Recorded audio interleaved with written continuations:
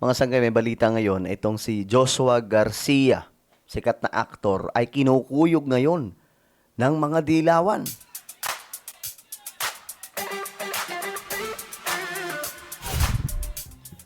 So marami daw po yung mga dilawan at mga supporters po ni PBBM ngayon ang galit na galit kay Joshua Garcia. Ano ba ang nangyari mga sangkay? Tingnan po natin. Anyway, bago tayo mag-umpisa sa mga hindi pa po dyan nakakapag-subscribe sa ating YouTube channel, makikita nyo po yung subscribe button sa baba ng video na to. I-click nyo lamang po yung subscribe, i-click ang bell, at i-click nyo po yung all. Sa mga nanonood po sa Facebook, i-follow nyo po yung ating Facebook page. Okay, so ito, tingnan po natin itong ganap ngayon. Kasi, ayon po dito sa report, ito, nakita po natin.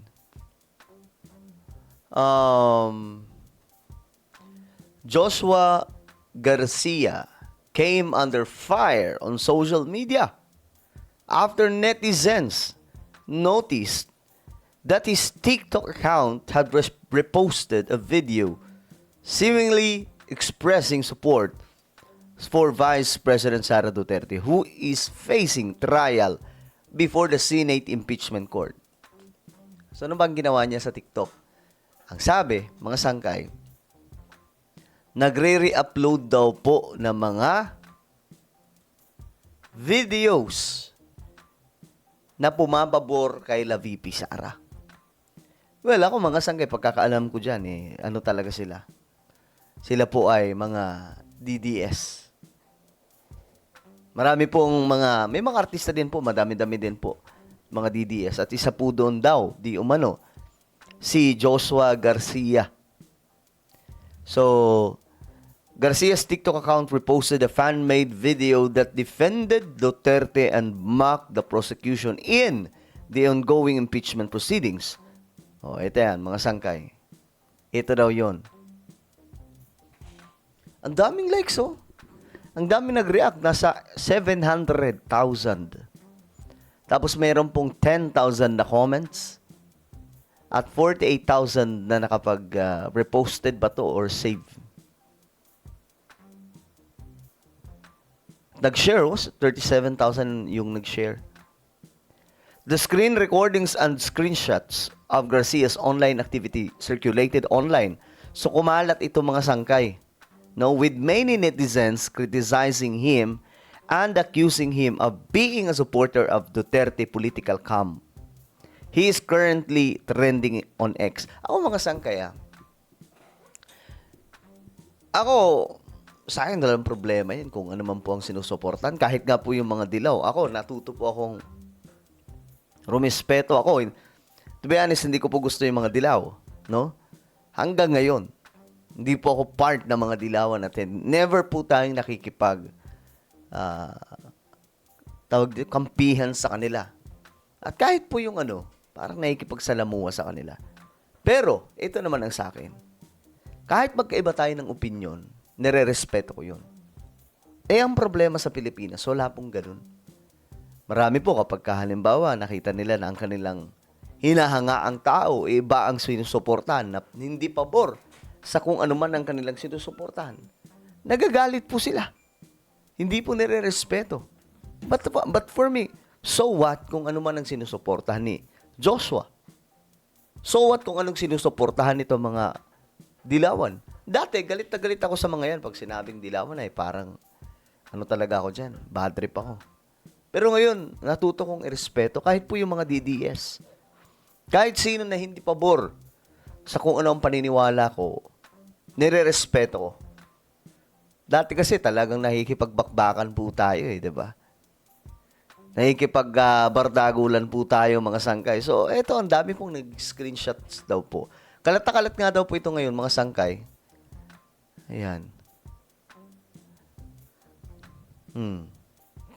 Ngayon, eto, ang daming balita tungkol dyan, mga sangkay. Ayan. Ito, tingnan po natin.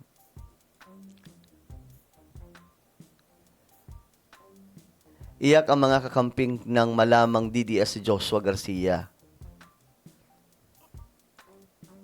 Ito yung mga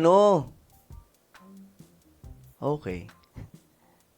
Kaninong team kayo? Team Sara, 61%. Team Anti-Sara, 28%. Neutral, 11%.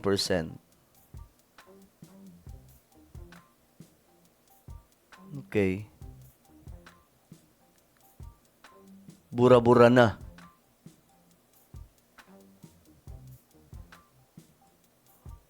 Alright. Sabi na nag-comment dito, Joshua Garcia reposted a video highlighting the defense while mocking the prosecution. Okay. Karapatan niya naman yan, pero medyo disappointed lang. Kung hindi nyo alam, sobrang laki ng reach ni Joshua sa Black App because he rarely posts content. Inaabangan talaga ng mga tao. Sana lang naisip niya kung sino ang nagpasara ng network na nagpasikat sa kanya. Or baka may admin siya sa account. Gets ko na si Julia. Yeah, yun ang problema sa Pilipinas, no? Kapag nakita po nilang iba yung sinusuportahan, parang cancel. Cancel culture. Diba? Ang pangit mga sangkay. Kahit ka sa akin, kapag may opinion ako na hindi po pasok sa iniisip ng iba, na pagkakamalan po kung DDS o kung ano-ano pang sinusuportahan. Samantalang opinion ko po yun, mga sangkay, diba? O, nung binabato ng fake news ang network mo para i-justify ang pagpapasara ni Digong, may pribilehiyo kang mag-fact check at mamulat, pero mas pinili mong maging panatiko at enabler ng isang pamilyang mapang-abuso. Shame. Oo nga, no? Galit na sila kay Joshua Garcia. Nakita ko lang sa TikTok, tuwang-tuwa mga DDS sa kanyang repost na, okay. Team Julia Barreto talaga ever since. Ambira. Naging pampolitika na. Ay, nako po mga sangkay. Okay, so ito pa. May nag-post dito. Basahin lang po natin. Ayan, ito. Kasi ito daw po yung TikTok ni Joshua Garcia. Ayan po, may 8 million na followers. Okay, ngayon, sabi dito, Joshua Garcia just unfollowed Sara Duterte. Ito ang naging action ni Joshua daw. Ayon po dito sa post, in-unfollow daw po ni Joshua Garcia si Sara Duterte at si Alan Peter Cayetano sa Instagram. Tapos na in-unlike niya rin yung pro-defense post sa TikTok. His management is trying to clean up his mess. Bakit? Walang kumpanya na pipiliin kang gawing endorser kung kilala kang supporter ng isang politikong basura ang integridad. Kung basura ang sinasamba mo, nadadamay ang sarili mong pangalan, kaya goodbye endorsements talaga. No matter how they damage control, this, sira na ang tingin namin kay Joshua Garcia. Anyway, sa inyo na siya. Feeling ano rin sila, no, mga sangkay. Feeling Diyos ng Pilipinas. Ako kasi, nirespeto ko lahat eh. After po talaga ng politics na to, nung nakita po natin kung gaano ka, parang pare-parehas lang, ganun. Kasi kung hindi pare-parehas po mga sangkay yung mga politiko, bakit hindi pa rin umuunlad ang ating bansa? Di ba? Papalit-palit po tayo ng presidente.